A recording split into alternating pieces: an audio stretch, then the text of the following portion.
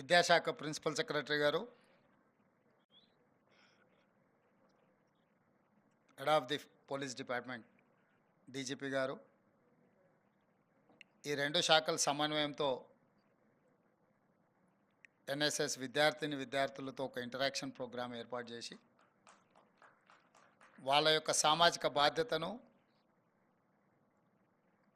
National service స్కీమ్లో మీరు చేస్తున్న కార్యక్రమాలను ఈరోజు మీతో కలిసి పంచుకోవడానికి నాతో పాటు నా సహచర మంత్రి గారు దుద్దిల్ల శ్రీధర్ బాబు గారిని, ఇతర అధికారులను ఆహ్వానించడం జరిగింది. నిర్వాహకులకు మనస్ఫూర్తిగా అభినందనలు తెలియజేస్తున్నాను. ప్రజలకు, ప్రభుత్వానికి అనుసంధానకర్తలుగా సంబంధిత శాఖలు, అధికారులుగా సమన్వయం చేసుకొని ముందుకు వెళ్ళినప్పుడు సమాజంలో ఉండే సమస్యల్ని పరిష్కరించుకోవడానికి చాలా ఎక్కువ అవకాశం ఉంటుంది. ఈ సమాజం మనది. ఈ సమాజంలో ఉండే సమస్యల్ని మనమే గుర్తించి మనమే పరిష్కరించుకున్నప్పుడు సమాజంలో వచ్చే దుష్ఫలితాలను మనం నియంత్రించవచ్చు. ఈరోజు తెలంగాణ రాష్ట్రంలో శాంతి భద్రతల విషయమే కాకుండా సమాజంలో ఒక పెడధోరణులు, చాలామంది పెడధోరణులకు కారణం డ్రగ్స్ అనో, లేకపోతే బలహీనతలనో, లేకపోతే దుర్వ్యసనాలనో, ఇట్లా రకరకాలుగా మనం చర్చించుకుంటున్నాం. ఇది ఒక భాగం మాత్రమే. నేను గుర్తించి నాకున్న అవగాహన మేరకు ఇంకొన్ని అంశాలను నేను ప్రస్తావించదలుచుకుని ఈ వేదిక మీద. ప్రధానంగా ఈరోజు వచ్చిన టెక్నాలజీ, ముఖ్యంగా మన చేతిలో ఉండే మొబైల్ అనేది ఒక సమాచార వ్యవస్థనే కాదు, సమాజంలో ఉన్న చాలా సమస్యలకు తద్వారా బానిసలవుతున్న సమస్యలు కూడా గమనించినాము. ఈరోజు టెక్నాలజీ ఎంత మనకు అందుబాటులోకి వచ్చిందో సమాజంలో పెడధోరణులకు కూడా అదొక కారణంగా ఈరోజు గుర్తించాల్సిన అవసరం ఉన్నది. అందుకే చిన్నపిల్లలకు ఇట్లాంటి వాటిని దూరంగా ఉంచే విధంగా, ఒకవేళ మన ఇంట్లో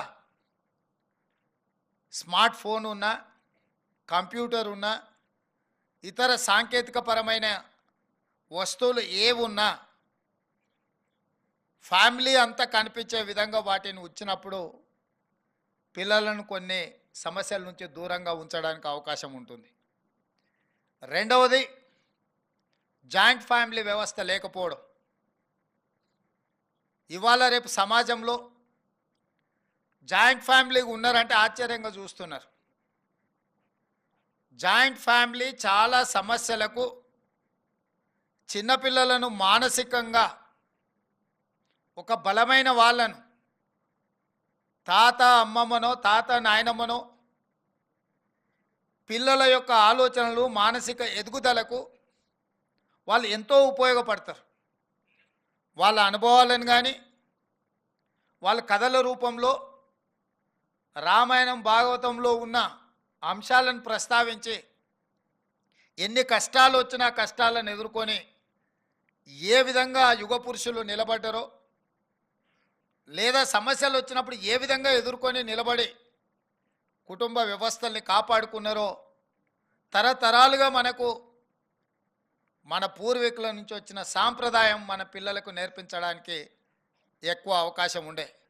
ఈరోజు చాలా వరకు సూసైడల్ టెండెన్సీ ఎందుకుంది పిల్లలలో, లేకపోతే పిల్లలు చిన్న చిన్న విషయాలకే పెడదోరలు పట్టడానికి, లేకపోతే కొన్ని బలహీనతలకు లొంగిపోవడానికి కారణం కుటుంబ వ్యవస్థలు విచ్ఛిన్నం కావడమే. ఈ కుటుంబ వ్యవస్థ అనేది ఎంతో బలమైంది, ఎంతో గొప్పది. వసుదైక కుటుంబం అని ఊరికనే అనలే. గ్రామాలలో పెరిగిన వాళ్ళు ఉమ్మడి కుటుంబ వ్యవస్థ నుంచి వచ్చిన వాళ్ళు ఎలాంటి సమస్యలనైనా ధీటుగా ఎదుర్కొని ఆ సమస్యల నుంచి బయటికి రావడానికి ప్రయత్నం చేస్తుంటారు. కానీ అదే సింగిల్ ఫ్యామిలీలో సింగిల్ చైల్డ్గా పెరిగిన వాళ్ళు ఆ యొక్క మెంటల్ కెపాబిలిటీ కానీ లేకపోతే సైకలాజికల్గా వాళ్ళకి వచ్చే ప్రెషర్స్ని కానీ తట్టుకునే పరిస్థితి లేదు. సో సమాజంలో ఉమ్మడి కుటుంబ వ్యవస్థ దెబ్బతినడం కూడా ఉమ్మడి కుటుంబ వ్యవస్థ నుంచి మనం బయటికి వచ్చి సింగిల్ ఫ్యామిలీస్గా మనకు ఉండడము, సింగిల్ చైల్డ్గా ఉండడం కూడా ఈ సమాజంలో కొన్ని సమస్యలకు కారణమవుతున్నది. వీటిని ఓవర్కమ్ కావడానికి మనకు అవకాశం లేదు. ఎందుకంటే తల్లిదండ్రులు ఊరిలో ఉంటే ఉద్యోగరీత్యా మనం బయటకు వస్తుంటాం, లేదా ఈరోజు మన లైఫ్లో ఒక పార్ట్ అయిపోయింది ఇంటర్నెట్ వ్యవస్థ కానీ, కంప్యూటర్ వ్యవస్థ కానీ, మొబైల్ వ్యవస్థ కానీ. వైఫ్ లేకైనా ఉన్నా ఉండొచ్చేమో కానీ వైఫై లేకుండా ఉండలేని పరిస్థితులు ఈ సమాజంలో వచ్చినాయి.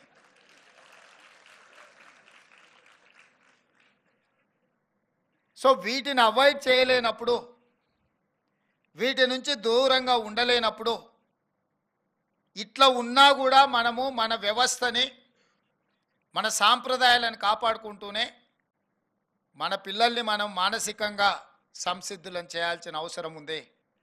మన పిల్లలు ఎవరు? వీళ్ళే. ఇప్పుడు ఎన్ఎస్ఎస్లో ఇంతమంది వేలాది మంది పిల్లలు జాయిన్ అయినారంటే వీళ్ళందరూ ఎవరు? మన పిల్లలే, మన కుటుంబ సభ్యులు. వాళ్ళకి సోషల్ రెస్పాన్సిబిలిటీ, సోషల్ పోలీసింగ్ కానీ, మారల్ పోలీసింగ్ కానీ, కమ్యూనిటీ పోలీసింగ్ కానీ మనం వాళ్ళకి నేర్పించాల్సిన అవసరం ఉన్నది. ఈరోజు ఎవరికి తీరిక లేదు. పేరెంట్స్ ఉద్యోగాలలో ఉన్నారనుకోండి, వీళ్ళని స్కూల్కి పంపించేదానికి తయారు చేసి ఈ లోపల వాళ్ళ ఉద్యోగ బాధ్యతలల్లో మదర్ అండ్ ఫాదర్ ఇద్దరు వెళ్ళిపోయినప్పుడు పిల్లలు స్కూల్ నుంచి తొందరగా వస్తే పక్కింట్లో వ్యవస్థ ఇవాళ రేపు కల్చర్ మారిపోయి ఆ పక్కింట్లో ఎవరున్నారో ఈ పక్కింట్లో ఎవరున్నారో తెలియని వ్యవస్థ, గ్రామీణ వ్యవస్థ దెబ్బతిన్న తర్వాత పిల్లలకి ఏం చేయాలనో అర్థం కానప్పుడు ఇట్లాంటి వాటితోని ఉత్సుకత మొదలై బలహీనతగా మారుతుంది. ఇక్కడే నిజంగా ఎడ్యుకేషన్ డిపార్ట్మెంట్ కానీ, పోలీస్ డిపార్ట్మెంట్ కానీ, పొలిటికల్ వ్యవస్థ కానీ బాధ్యత తీసుకొని ఒక అవేర్నెస్ ప్రోగ్రాంలను తీసుకెళ్లాల్సిన అవసరం ఉన్నది. అందులో భాగంగానే ఈరోజు మనం ఈ కార్యక్రమాన్ని తీసుకోవడం జరిగింది. అందుకే ఈరోజు నేను ఎన్ఎస్ఎస్ విద్యార్థులకు ఈ సామాజిక బాధ్యతను, ఈ సమాజంలో వస్తున్న తీవ్రమైన పరిణామాలు, కొన్ని దేశాలల్లో more than 60% population drug addict అయిపోయి ఆ దేశంలో కొన్ని డ్రగ్స్ కన్జ్యూమ్ చేసే వాళ్ళని శిక్షించడమే మానేశారు. ఎందుకంటే బయట ఉండే జనాభా కంటే జైళ్ళలో ఎక్కువ జనాభా ఉండే పరిస్థితి వచ్చింది కాబట్టి ఆ దేశం కంట్రోల్ చేయలేక ఇంకా వదిలేసింది. ఉండేవాడే ఉంటాడు, పోయేవాడు పోతాడు అన్నట్టుగా దైవాధీనానికి వదిలేసి. ఇవాళ మన దేశంలో కూడా పంజాబ్ లాంటి రాష్ట్రాలల్లో ఇక్కడ ఉన్న చాలామంది విద్యార్థులకు ఏ మేరకు నాకు తెలుసో తెలియదు కానీ పోలీస్ అధికారులకు తెలుసు డ్రగ్స్ ఏ రకంగా ప్రభావితం చూపిస్తుంది, ఏ రకంగా బానిసలు అయిపోయినారు, యువత ఏ విధంగా నిర్వీర్యం అయిపోయి ఈ వ్యవస్థలు ఎట్లా దెబ్బతీస్తున్నాయో. ఇది రాంపేట్గా విస్తరిస్తున్నది. అందుకే ఈరోజు ట్రాఫిక్ సమస్య లేకపోతే ఇతర సమస్యలు మనం పరిష్కరించుకోగలిగినాయి, దాని అవకాశం ఉంది. అది ప్రాథమికమైన బాధ్యత.